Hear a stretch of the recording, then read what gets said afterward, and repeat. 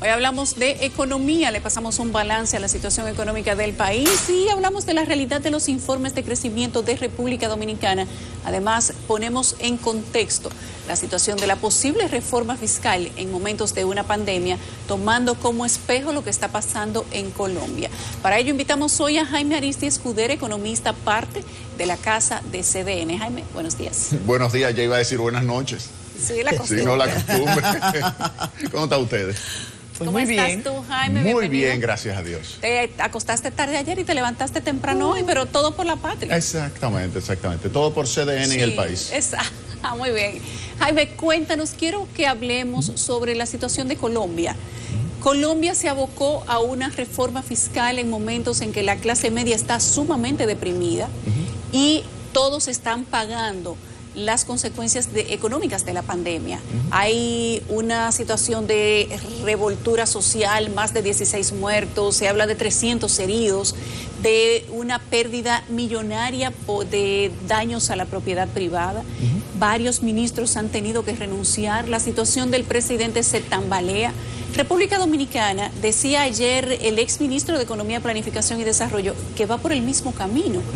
¿Sería esto quizás demasiado dramático decir que aquí podrían verse situaciones similares o no? Como nosotros tenemos un presidente nuevo, todo se le aplaude al menos los primeros años. Mira, en realidad Colombia tiene una estructura tributaria muy parecida a la de República Dominicana, una presión tributaria parecida, un déficit estructural parecido, alrededor del 3% del Producto Interno Bruto.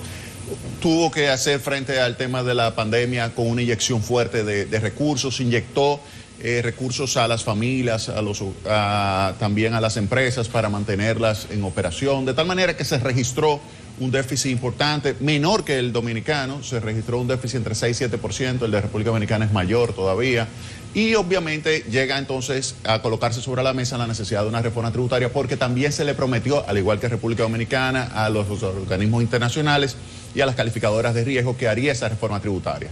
Entonces, ellos deciden hacer su reforma y plantean unas modificaciones impositivas que el problema es que recae fundamentalmente en la clase media. Es una reforma que protege a los más pobres porque tiene unos mecanismos incluso de devolución de impuestos, pero la clase media es la más golpeada, comenzando con el tema de que se toma lo que es el nivel de renta exenta y se reduce a la mitad. Era alrededor de $1.200 y se está reduciendo a $666. Y obviamente esto hace que una gran cantidad de personas que antes no pagaban nada de impuestos sobre la renta va a comenzar a pagar impuestos sobre la renta.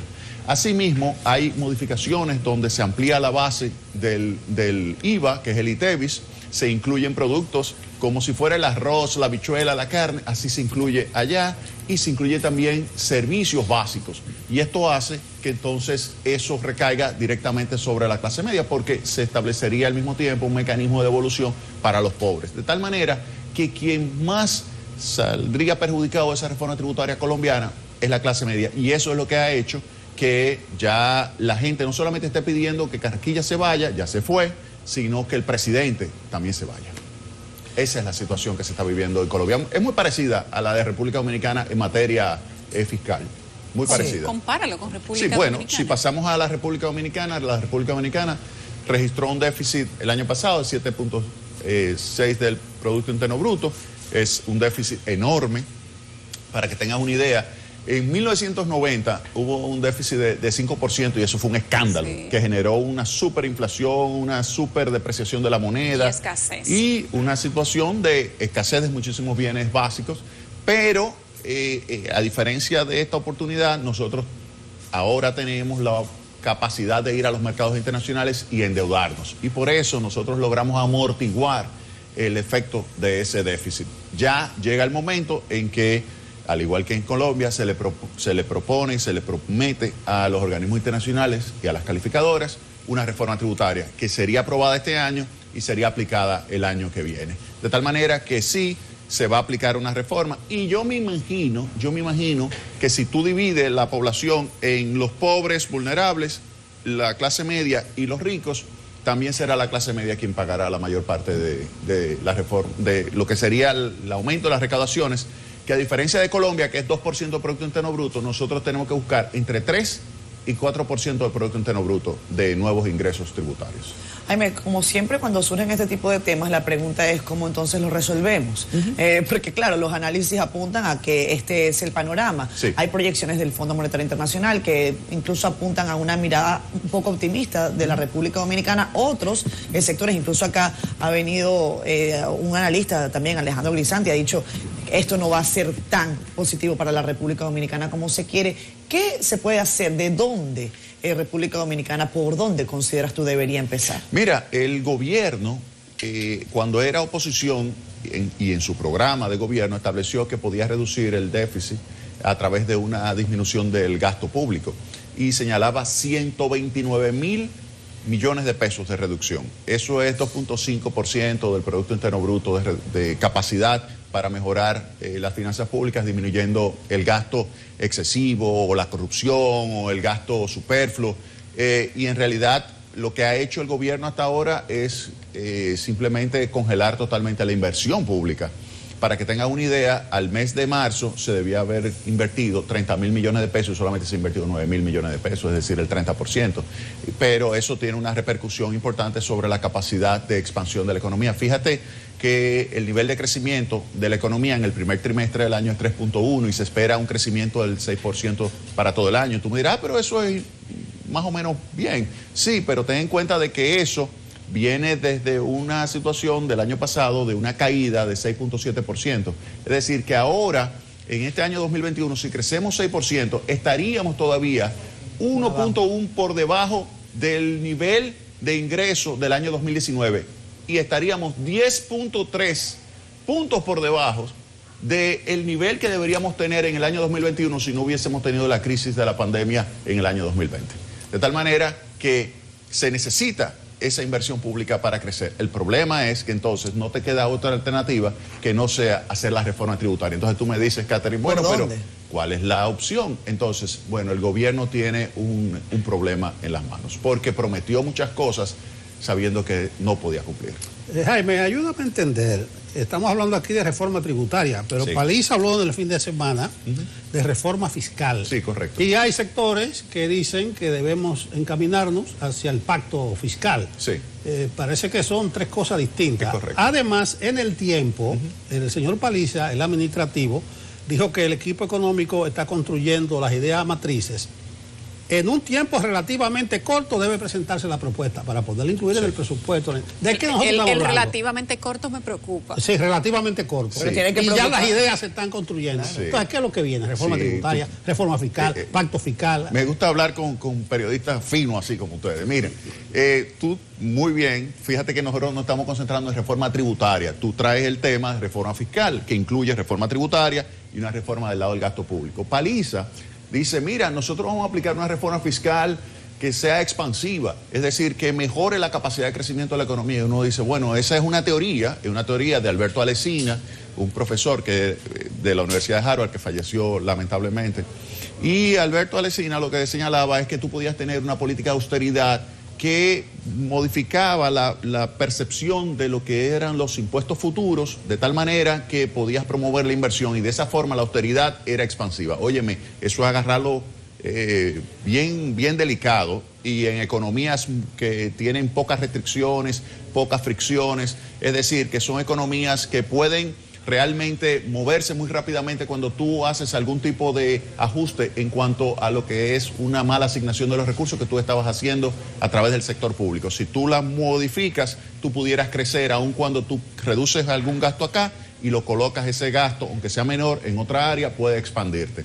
Eso es una apuesta muy difícil, muy complicada, por el hecho de que lo que generalmente sucede en nuestros países es que cuando tú aplicas esa política de reducción del gasto, que es lo que está haciendo el gobierno, reducción del gasto de inversión, lo que tienes es una contracción de la actividad complementaria del sector privado. Recuérdate que la economía dominicana, lo fundamental es que crezca el sector privado. Y el sector privado representa el 85% del crecimiento de la economía. Y para eso lo fundamental es la estabilidad. Pero también hay una parte que está vinculada con la inversión pública. La inversión pública se necesita para estimular también la inversión privada. De tal manera que eso de decir que la reforma fiscal va a estimular el crecimiento es una apuesta que yo lo pondría como aquí bien guardadito porque va a ser difícil. Yo lo que sí creo que al final ellos no van a poder continuar reduciendo el gasto público y van a tener que hacer la parte dentro de la reforma fiscal que corresponde a la reforma tributaria, y ahí esa va a ser una reforma que obviamente va a tener un efecto recesivo. Tú hablas de que no se podría controlar el gasto público, pero eso sería terrible, porque ¿cómo tú le justificas a la sociedad una reforma fiscal que en su mayoría va a ser impositiva y entonces tú no le hablas de dónde vas a recoger? Inclusive se habló en medio de la campaña de que parte del dinero recuperado de la corrupción se iba a utilizar en inversión social. Entonces, ¿cómo tú puedes en este momento decir que se sometería a una reforma en su mayoría tributaria sin hablar o sin presentar? Porque hablar ya tal vez no sea suficiente, sin presentar disminución del gasto o un gasto eficiente, que es a lo que se aspira también. Fíjate que el gobierno tiene casi un año ya y no ha reducido. ¿Dónde están esos ahorros provenientes de tener mejores sistemas de compra, reducción de sobreprecios por corrupción, todo eso? ¿Dónde están esos ahorros? No hay en esos ahorros. Fíjate que lo que se ha registrado es una reducción de la inversión pública. O sea, el ahorro que ha tenido el gobierno en lo que va de año es por la disminución de la inversión pública, no por la reducción del gasto corriente. El gasto corriente ya representa prácticamente el 95%.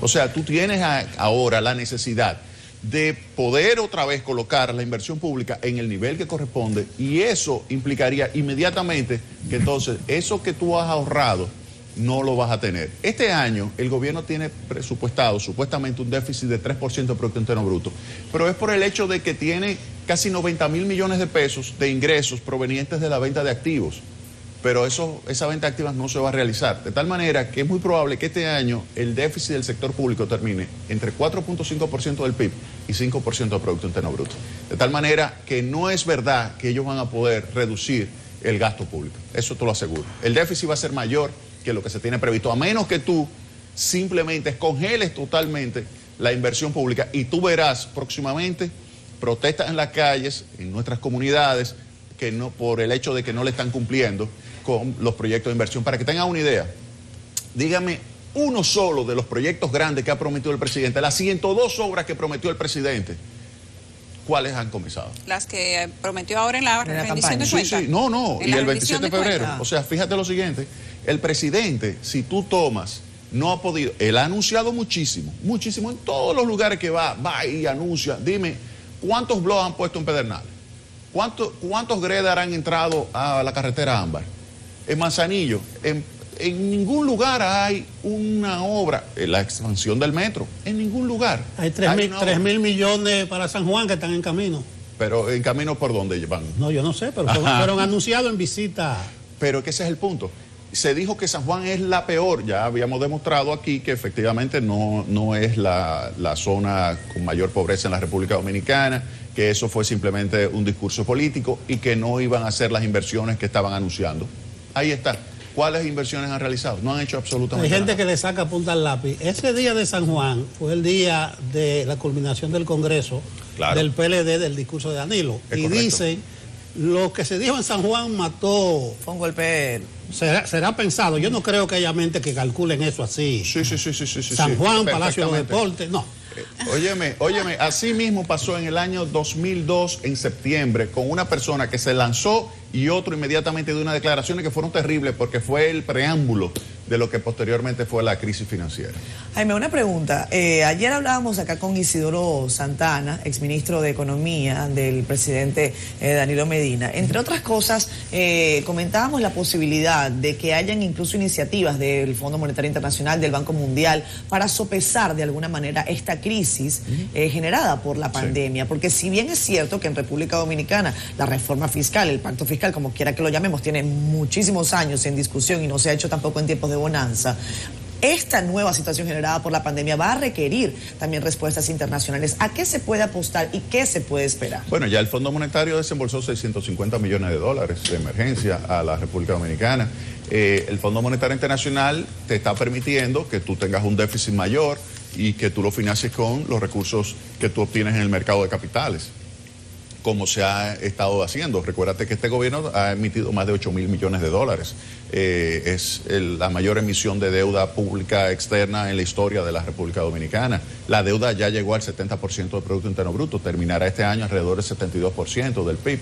Entonces, ante esa situación, el fondo te dice, mira, yo te permito, sin ningún problema, que tú tengas un déficit, no de 3, sino de 5 para este año 2021, pero para el año 2022 ya tú tienes que comenzar a dar muestras de que estás haciendo tu ajuste. De tal manera que yo dudo mucho que el Fondo Monetario Internacional te vaya a dar recursos para tú mantener un déficit de 5 o 6% del PIB para el año que viene. Ya el año que viene... ¿Tú crees que han hecho suficiente, Jaime? ¿Quién? Los fondos, o sea, el Fondo Monetario, el Banco Mundial. Mira lo que pasa, es con la liquidez que hay a nivel internacional, ellos no tienen que hacer mucho.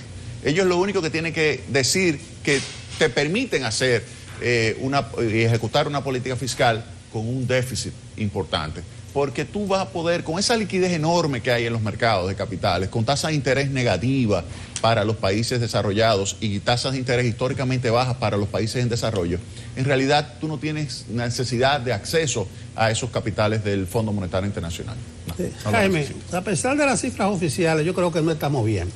Cuando hablo de cifras oficiales, es que el Banco Central dijo, crecimos 10 y tanto en marzo. 10.6 en marzo. En el trimestre más de 3. 3.1. Dice el ministro de Turismo, 300.000 visitantes. Sí. En el mes pasado, la zona franca dice que despegaron, las exportaciones crecieron un 6%, todo está bien. Pero yo me río solo cuando veo la realidad. Yo vi un anuncio que nadie le hizo caso. La Dirección de Bellas Artes anunció que suspendió todas sus actividades este año porque no tiene recursos para dar. Es correcto. Lo de las pruebas PCR. Y además se anunció... Que deben 4.000 y pico de millones como si la debieran todas. A las ARS. Sí. Pero oye lo siguiente, se cayeron los programas sociales. Eso es grave. Por un lado son 40.000 familias que quedaron en el aire. Aunque el presidente dijo que va a haber un menudito para el sector turístico de Puerto Plata. Ojo con eso, porque la gente le saca de una punta al lápiz Puerto Plata. Que es el que está más... Puerto Plata, la gente se pone a pensar. Pero bien, ¿a dónde voy? Lo del poder adquisitivo. Ajá. ¿Qué tú me puedes decir a mí? O a nosotros, porque somos asalariados los tres. Sí, mira, oye, lo primero, todavía no se recupera el nivel de empleo. Hay 300.000 personas que están todavía fuera del mercado de trabajo. Y la eliminación de fase 1 es probable que te tire... Con empresas cerradas o quebradas. Sí. O sea, hay una parte de esas personas que no algunas que estaban vivas por fase 2 que se eliminó y todavía ya están en las últimas bebiéndose el oxígeno que le queda de capital. Sí. Y fase 1, con esta eliminación, prepárate que habrá 50.000 personas más que se van a ir a la calle. Esa es la realidad, Entonces tú tienes un problema muy serio en cuanto al mercado laboral. De ahí, entonces caigo a lo que tú me preguntas. Bueno, ¿qué va a poder pasar con el salario? Va a ser muy difícil el tema de la discusión salarial. Yo vi que el presidente del CONEP dijo, sí, estamos de acuerdo con iniciar esa discusión y eso está muy bien, pero que entienda lo siguiente, hay muchas pequeñas y medianas empresas que no aguantan un aumento de ese salario mínimo que sea muy significativo, porque tú sabes cómo lo van a ajustar, despidiendo personal. Entonces, cuando tú tienes en un hogar 2 personas que ganan el salario mínimo, tú estás viviendo justamente encima de la línea de pobreza.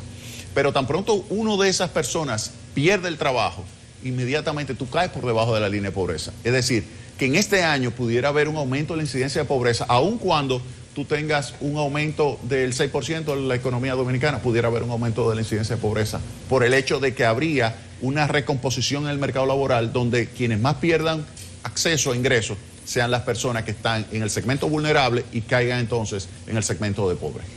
Jaime, pero dime algo bueno. No, hay cosas buenas. ¿Cuál? Sí, queda menos tiempo ya para las elecciones del 2024. Porque escuelas. Es que, ¿tú sabes qué pasa? Mira lo que sucede. Este es un gobierno lamentablemente muy novato en medio de una crisis. Ha tenido la gran ventaja, 2 ventajas. Primero, un acceso al mercado de capitales importante. Y segundo, que mantuvo en el Banco Central a Héctor Valdés. Si no hubiese mantenido a Héctor Valdés en el Banco Central, hubiese tenido problemas de estabilidad de precios. Y si hay problemas de estabilidad de precios y de tipo de cambio, inmediatamente el gobierno... Las remesas, por ejemplo. No, positivísimo. Por eso eso es el entorno internacional. El entorno internacional ha favorecido que esa inyección de capitales que en los Estados Unidos se ha dado para apoyar a los hogares y a las pequeñas empresas se haya traducido en un aumento vertiginoso de las remesas. Nosotros el año pasado tuvimos 8.200 millones de dólares de remesa. Y este año, si todo sigue como va, vamos a superar eso. Esa es la principal fuente de ingresos de divisas. ¿Pero tú crees que eso es sostenible? No, claro que no, claro que no. Esos son ingresos de una vez. O sea, tú tienes en un periodo, por una inyección de 1.9 millones de dólares que está haciendo el gobierno norteamericano a los hogares principalmente y a las pequeñas empresas, pues ha favorecido que los dominicanos, al recibir 2.000, 3.000, 4.000, 5.000 dólares, pues le manden a su familia $1.000. Antes le llevaba 150, ahora le mandaste $1.000, pero eso no es todos los meses que lo va a mandar. Entonces, eso va a converger luego y ya se va a estabilizar. Ay, Jaime, le tengo una buena, Yulisa, ya yo sé, la estuve buscando. El viernes pasado fue el día de Santa Catalina. Sí. Ella sí, me dañó el comentario porque yo me iba a confesar con esa santa. Sí, sí, sí. Pero mira, en febrero abrieron la licitación internacional para operar y mantener a Punta Catalina. Y en un santiamén se inscribieron 43 empresas. Sí. Pero en un ratico. Sí. ¿Qué es lo que está diciendo eso? Mira, Punta Catalina es una empresa que yo la denominé la joya del sector eléctrico. Y gracias a Dios ya hemos sometido a la obediencia al ministro. Ya, Espérate. sí. Dale, Ya el ministro, Jaime. fíjate que el ministro ya no está criticando Punta Catalina, ya reconoce varios programas, ya reconoce que Ay, suple Jaime, el no 30%. sea malo. No, pero la verdad no podía seguir con este discurso. No sea Fue sometido así. a la obediencia. Óiganme bien. 30% del sector eléctrico lo suple esa electricidad Punta Catalina. Ha ayudado a reducir el déficit del sector y al mismo tiempo le ha facilitado flujo de caja para que paguen oportunamente la electricidad. Y él mismo ha reconocido que al pagar oportunamente y además tener esa electricidad que promovió Punta Catalina, que se convirtiese a gas, 300 megavatios, que antes estaban apagados, esté supliendo electricidad. Y por eso no hay apagones. Es ¿Tú decir, que conoces Punta a Antonio Catalina... Almonte en lo personal? Sí, claro. Recuérdate que todos ellos, yo los conozco muy bien porque en el 2004, cuando yo estaba defendiendo el gobierno de Hipólito Mejía, y estaba diciendo que el Hipólito Mejía había tomado una decisión valiente, muchos de ellos habían dejado el claro. Por eso yo los conozco a todos, óigame bien. Los conozco a todos, óigame bien, a todos. Te puedo decir quiénes corrieron, quiénes traicionaron a Hipólito Mejía. Te lo puedo decir muy bien, te lo puedo decir muy bien. Antonio Pero Almonte es una gran persona. Sí, excelente. Pero ahora está diciendo la verdad. Está diciendo la verdad. Por ejemplo, ya no dice que se pagaron 823 millones de dólares para la solución del conflicto. No, ya dice que fueron 300 millones de dólares. Y yo lo tengo todo eso, lo tengo grabado. Eso lo dijo en un más uno. Qué bueno. Claro, por eso. Ya reconoce que ya las calderas son buenas, ya reconoce que tienen capacidad para generar los 752 megavatios. Pero el que decía eso era el ministro o era Canario. No, Porque acuérdate que el administrador él. es No, Canario. lo que dijo Canario, que ahí violó lo que es un contrato, que fue para lo que se le contrató de hacer un análisis que se llama la prueba Verope, que no se había pasado la prueba Verope. El organismo coordinador, entren ustedes para que vean qué dice el organismo coordinador de esa prueba de la unidad número 1, que reconoce como bueno y válido lo que fue la toma de tiempo que hizo Canario y los comentarios lo desechó. Es decir, que eso era simplemente algo político. De tal manera que ya se reconoce que Punta Catalina es realmente la joya del sector ¿la van eléctrico. a vender o no? Mira, dicen que hay un fideicomiso de grandes grupos económicos económicos que se van a quedar el sector privado con Punta Catalina. ¿Cómo es? Mira, fíjate lo siguiente. Oriéntame. Mira, Punta Catalina desde el inicio se sabía que iba a operar como un ente independiente. Es decir, una empresa, como lo que habíamos pensado, una empresa, sociedad anónima, como si fuera el Banco de Reservas, propiedad totalmente del Estado. Esa propiedad se iba a dividir entre la FOMPER y la Corporación Dominicana de Empresas Eléctricas Estatales, porque se necesitaban dos socios en una sociedad anónima. Pues bien, ahí se estableció, entonces, y se prepararon los estatutos. Está todo listo para ser una sociedad anónima. Inclusive se preparó toda la parte administrativa, todo el sistema SAP, todo se preparó todo, pero como este es un gobierno del cambio, entonces dijeron, bueno, ¿cuál es la otra alternativa que no sea sociedad anónima? Un fideicomiso.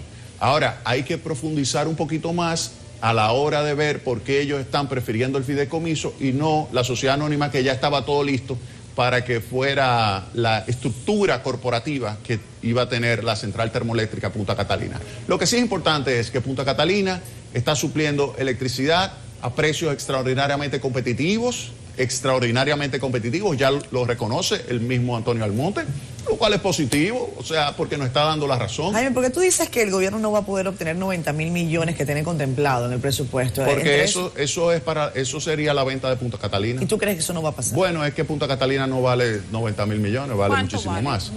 Punta Catalina te vale a ti fácilmente, tendría que hacer el cálculo, pero en términos de dólares, 2.600 dólares, 2.600 millones de dólares. Si tú tomas 2.600 millones de dólares por 57, tú tienes el monto en pesos. Ese sería. Sí, más de 100, mucho más de 148.200. Sí, depende del tipo de cambio, pero 150.000 millones de pesos. Eso es la central termoeléctrica Punta Catalina. ¿Qué tecla toqué yo? Yo lo que mencioné de Solar y una licitación. Sí, no, entonces con relación a la licitación, fíjate lo siguiente, es muy atractiva Punta Catalina.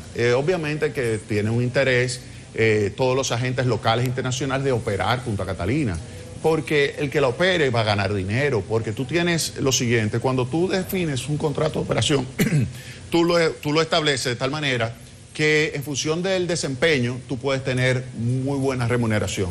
Si tú partes de un determinado desempeño y lo logras mejorar, pues entonces tú tienes un buen retorno. Así que es claro de que haya tantas personas interesadas en el manejo de Punta Catalina. Eso es un reflejo de que es una super planta. Jaime, por eso me agrada tener esa información proveniente de esos interesados. 42, 43. 43. 43. 27 físico y 16 perfecto. Digital. Muy buena noticia esa a favor de Punta Catalina. Eso reconoce el trabajo de 10.000 dominicanos y dominicanas que se fajaron desde el año 2014 para construir el principal proyecto de la historia de la República Dominicana. ¿Y dónde quedó aquello de que querían venderla a precio de vaca muerta? Ah, no, porque seguimos con los ojos bien abiertos ahí. Ahí le estamos dando seguimiento para evitar que quieran venderla por los 87.000 millones de pesos cuando vale 150.000. Claro, le estamos dando seguimiento a todo. Ya le hemos desmontado, por eso es que le digo a ustedes, fue sometido a la obediencia. Le hemos desmontado muchas de las cosas que se habían comenzado a establecer para criticarla y venderla a precio de vaca muerta. Jaime, Yulisa te decía que si tú no veías nada positivo en el ejercicio actual, que por ejemplo, hay algunos economistas que dicen, conforme vaya avanzando el Plan Nacional de Vacunación, la economía también puede ir recuperándose. Eso parece ser positivo, hay casi 2 millones de personas vacunadas. Sí. Yo lo único que espero es que le demos seguimiento al tema de la eficacia de la vacuna china. O sea, que tengamos cuidado, que nos pongamos siempre la mascarilla, que le demos hasta que lleguemos a lo que es esa inmunidad de rebaño. O sea, para que la gente no salga, porque yo lo que veo es que mucha gente se vacuna, sale y después se contagia porque se está viendo personas contagiadas. ¿Eso es lo que tú ves positivo? ¿Eso tú lo ves positivo? No, pero la vacunación, el proceso de vacunación es positivo. Pero en el sentido económico tú no lo has visto. No, ya señalé, lo más positivo es que se ha mantenido la estabilidad macroeconómica y eso se debe fundamentalmente a la política monetaria que ha ejecutado el Banco Central. No cabe la menor duda de que Héctor Valdés genera credibilidad en el Banco Central. No cabe la menor duda de eso. Hay que reconocer lo siguiente. Cuando Héctor Valdés ha sido el gobernador, la tasa de inflación promedio es de un 5%. Cuando no ha sido Héctor Valdés y se toma desde 1966 hasta ahora, la tasa de inflación ha sido 15%. Si se queda solamente el periodo de los 80 hacia acá, la tasa de inflación ha sido 25%. Entonces, eso te dice a ti que tener ahí como gobernador a Héctor Valdés ha sido la mejor decisión del presidente Luis Abinader. Gracias, Jaime. Jaime Aristes Kruger, economista, amigo de esta casa. Un placer estar aquí. Parte de CDN. Que tenga feliz resto del día, no de la noche, porque normalmente estamos. Nos vemos ahorita.